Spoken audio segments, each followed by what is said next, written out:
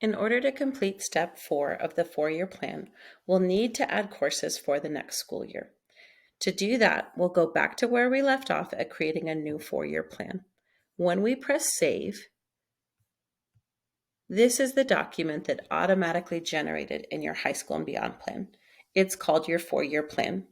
You'll notice that the previous year will be auto-filled in with the courses that you took, as well as the courses that you're currently scheduled in. As part of this plan, we ask that you schedule 1 year out. Seniors obviously won't need to schedule 1 year out. They'll have theirs already filled in. So for this student that's in 10th grade, he has a variety of different courses that he needs to fill in. There are some different resources that this student can use to complete this plan. First of all, there's the overview of grad components on the first page of your packet. This one has a list of all of the different credits that are required and are important to take note that you need 25 of this combination of credits in order to graduate. In addition to that, another great tool is our dream sheets, which we've handed out on our day 1 of our HISAB planning.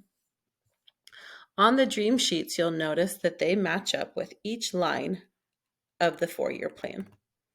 If we put those side by side, then we can see what our different options are for each of our classes. For example, if we're choosing our English class, we can see what the different options are here. We'll go to choose course. We'll see the options available and select from those. Notice there may be some additional classes, and while those are English electives, they won't count as the main core English. So you can go ahead and select from the options that are on the dream sheet.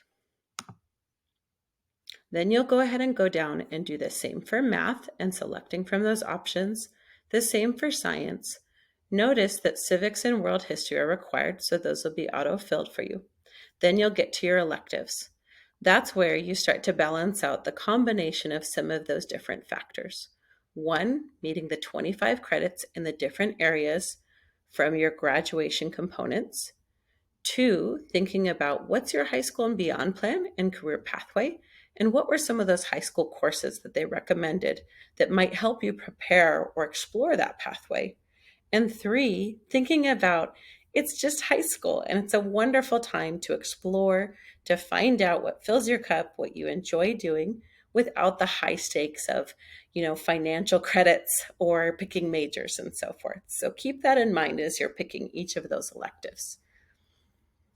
Once you are all done filling in your electives, don't forget to also choose an alternate course. When you're choosing an elective, there's a few different ways to filter it. You can filter it by career cluster if you want to have it stay within the specific career cluster you are interested in. You could filter it by grad requirement, such as art. Those are all different things in different ways that you can go ahead and fill in some of the electives. Let's say I go ahead and select Web Design A, and it has a prerequisite of digital tools. I'll need to make sure that I've taken digital tools in advance or choose an alternate course. If I add that course, then it's a good idea to go ahead and choose an alternate course since you may not get your first choice. So you could choose an alternate one that you might enjoy or that might also help you fulfill your credits. Okay? Continue to do each of those electives. When you're done with all of them, then go back to your checkoff sheet and check off that you've added courses for your next school year.